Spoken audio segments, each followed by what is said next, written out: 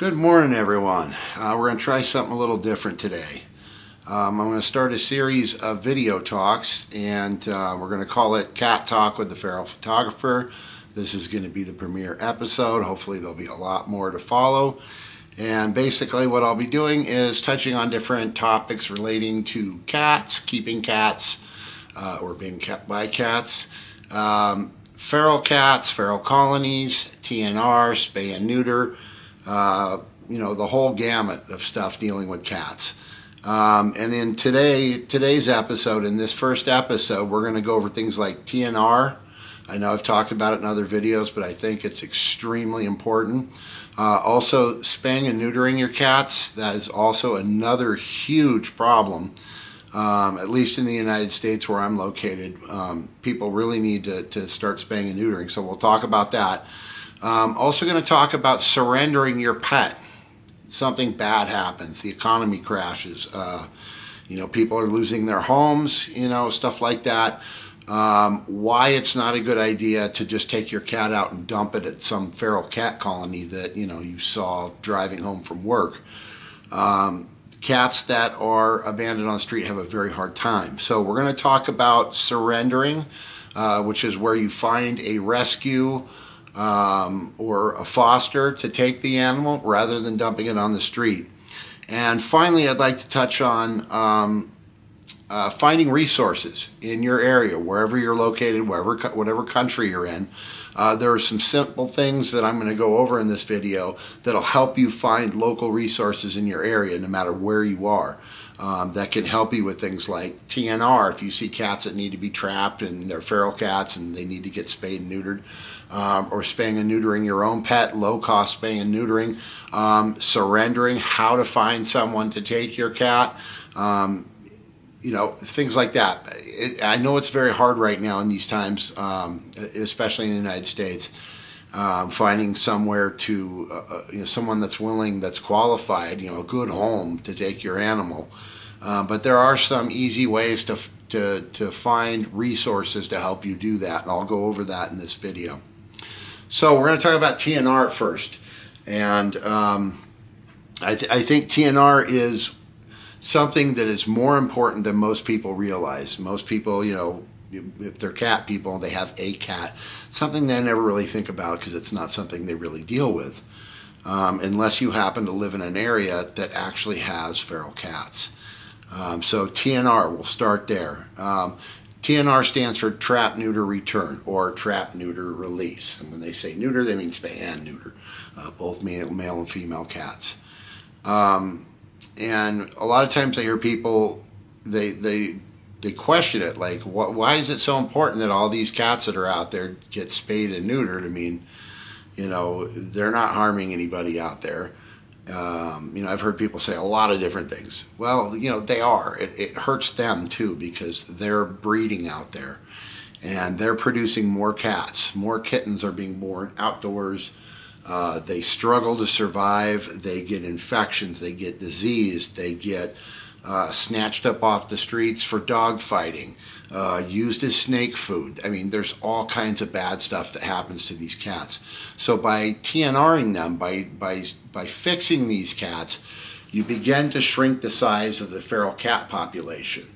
So that, in of itself decreases the amount of suffering that's going on out there. So a TNR isn't something like, we don't like cats, we don't want to see them anymore, so we want to sterilize all of them.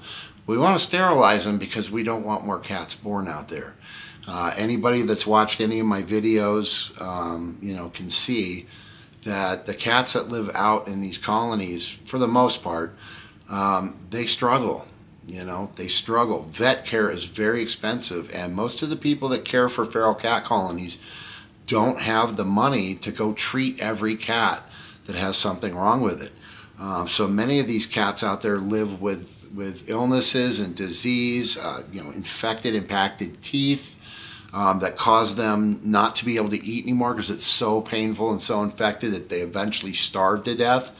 It's terrible. It really is terrible. So TNR is something that's extremely important. Overall, the whole long-term view of TNR is that we'll eventually shrink down the feral cat population until someday comes where we don't have feral cats anymore. And it's not that we don't love them, we do love them very much, but they don't, domesticated cats do not belong outside. They just have a really hard time with it. And not only that, but it also affects our native ecosystem. They're preying on native birds, they're preying on native mammals, native reptiles, amphibians that aren't designed, to have defenses against a predator like a domesticated cat introduced into their environment. So feral cats do a lot of damage to native animals. So TNR is good for many reasons. It's very important. So that's TNR. And if you have any questions about TNR, or if you're interested, you can always go online and look it up, learn more about it, read more about it, but it is very important, so I wanted to stress that first. Now we're going to go into spay and neuter. Why is it important for people that have cats to spay and neuter their pet? And the answer is simple. It's so that if anything happens and that cat gets out, it cannot reproduce with another cat.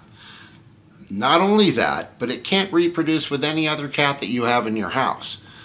We do not need more kittens right now. The shelters, the pounds, rescues, fosters, they're all overflow. I mean, they are overflowing with cats right now. There are so many cats.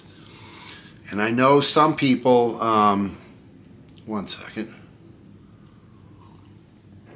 Some people think that, well, my cat will never go outside, so it shouldn't be a problem.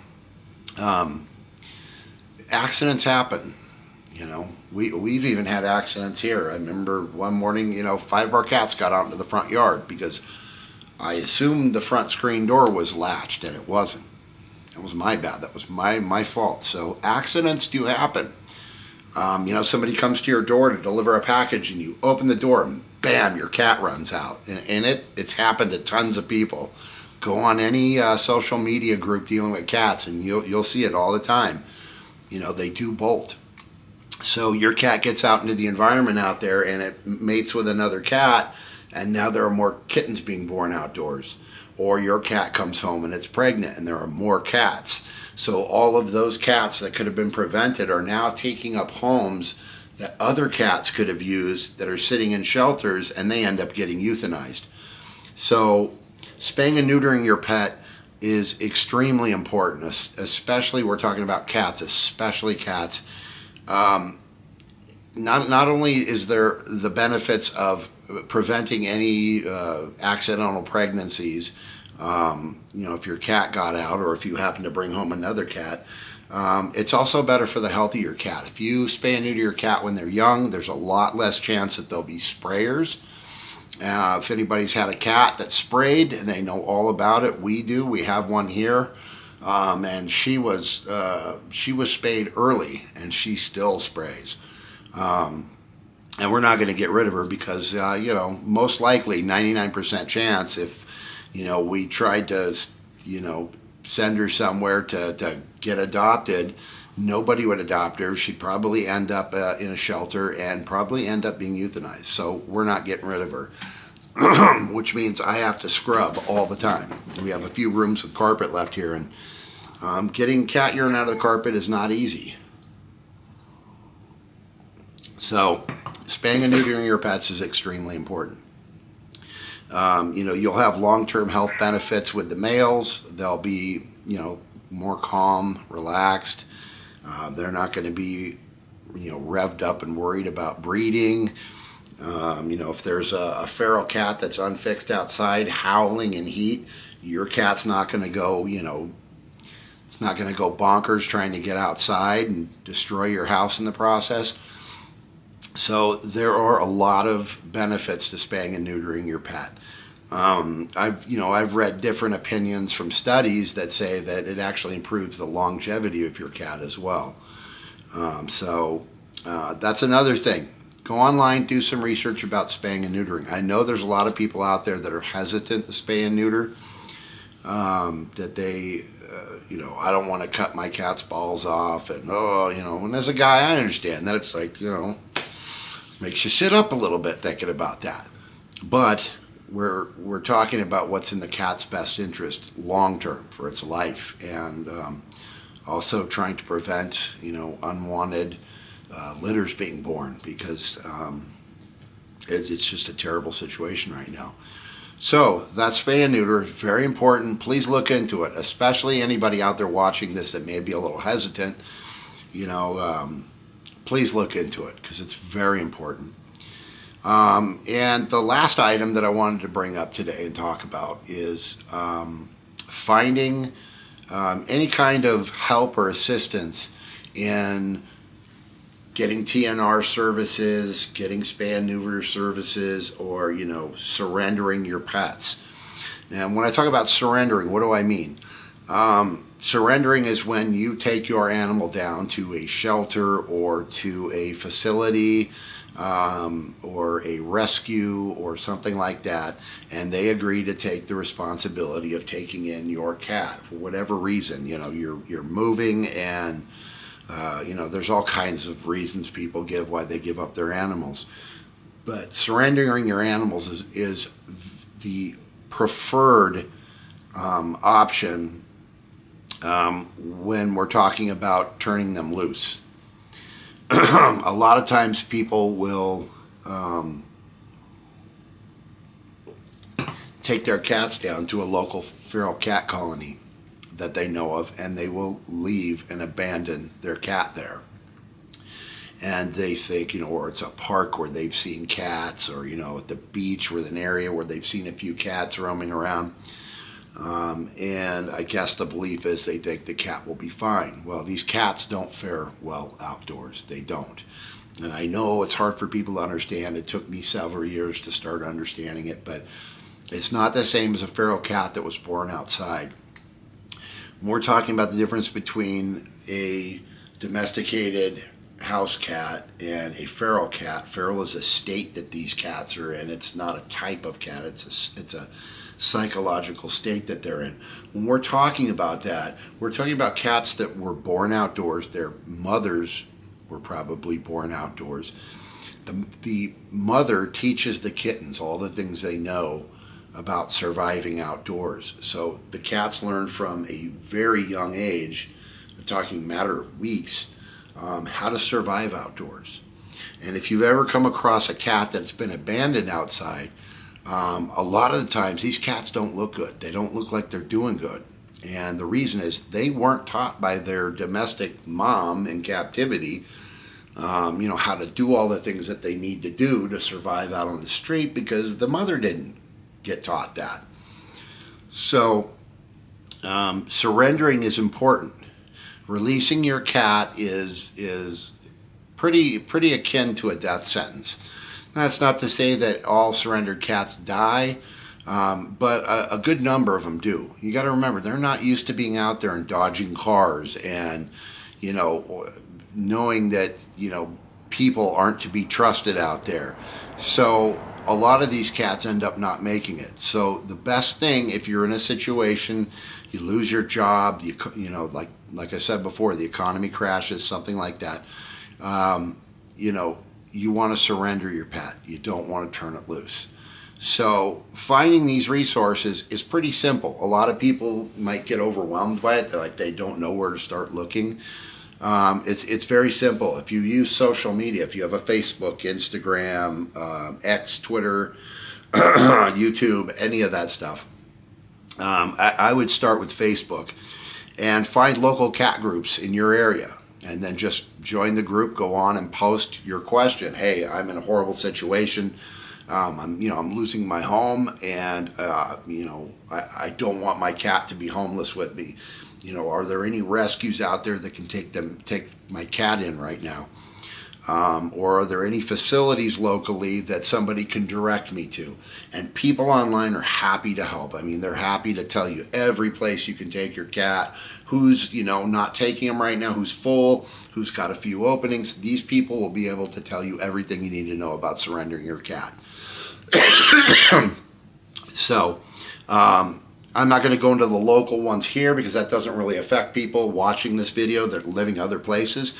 But I will tell you to check with Facebook. Go on Facebook. Go on Twitter. If you happen to know other cat people on Twitter. If you don't, look for cat groups on Twitter and join them, and then post the question. I'm sure you'll get flooded with responses. So that's an important thing, knowing how to find help when you need help with your cat. And in some cases that I've seen it online, and I haven't seen a whole lot of it, but I have seen it happen a few times. People will offer to take people's cats, for a couple months till they're able to get on their feet again. So if that's kind of your situation, it doesn't hurt to try. So reach out to people, go onto social media and reach out. And it doesn't matter what city of the world you're in. I'm sure every city has cat people, and they will be able to provide information and direct you in the right direction to get some help for whatever situation that you're in. So, all right. So I hope you guys found that interesting or helpful. We've hit 700 plus subscribers. Thank you guys so much. Thank you very much. If you haven't subscribed yet, please go down and subscribe. Hit the like button. It helps out, tweaks out the algorithm and helps us get more views. And I will be doing these videos, kind of regularly, maybe once a month. And every time I'll find a different topic related to the cat stuff that I deal with. And I'll bring that to you and I'll share that with you guys. So I hope you enjoyed it. And until the next video, do something kind for cats.